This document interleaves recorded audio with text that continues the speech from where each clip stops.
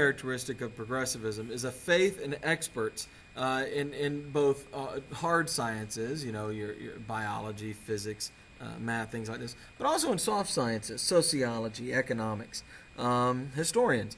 Uh, and many began to believe that the best people equipped to run society were these experts. In fact, Thorstein Veblen, who this picture is of, is a fascinating guy. I find him really interesting to read, who imagines a society run by technicians and engineers as opposed to politicians, people who do nothing but specialize in how to understand society from a scientific point of view.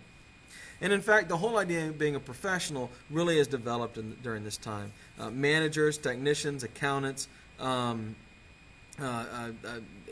medicine, lawyers, educators, scientists, engineers create a new middle class, and we begin to call these jobs professional jobs.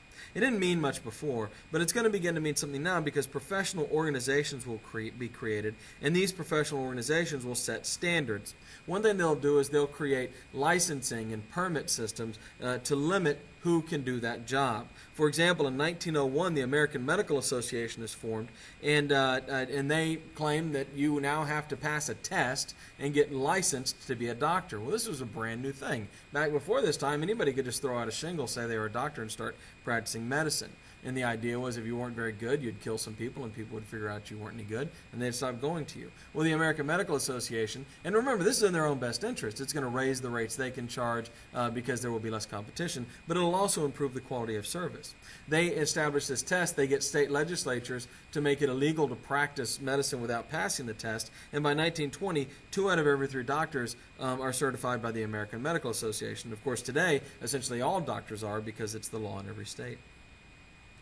U.S. medical schools began teaching to the standards of the American Medical Association exams and become the best medical schools in the world, particularly Johns Hopkins in Maryland. In 1916, the American Bar Association does the same thing for lawyers, and then we begin to see high-quality law schools, and legislatures begin to respond by by requiring that you've passed the bar before you can practice law. And today, when you go to a lawyer, you have some confidence that they actually have some idea what they're doing.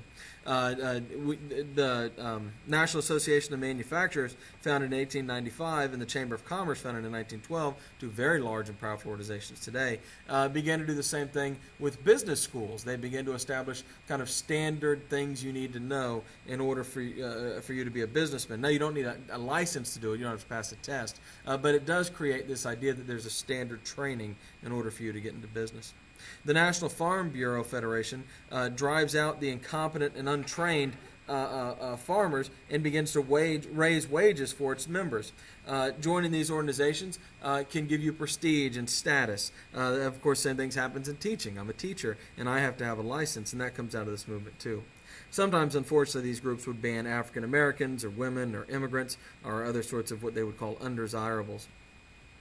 And I should point out, it has a twofold purpose. It does increase the quality of what the consumers are getting, but it also protects the people who are in that industry as the value of their services are increased because fewer people are able to do it because of the requirements.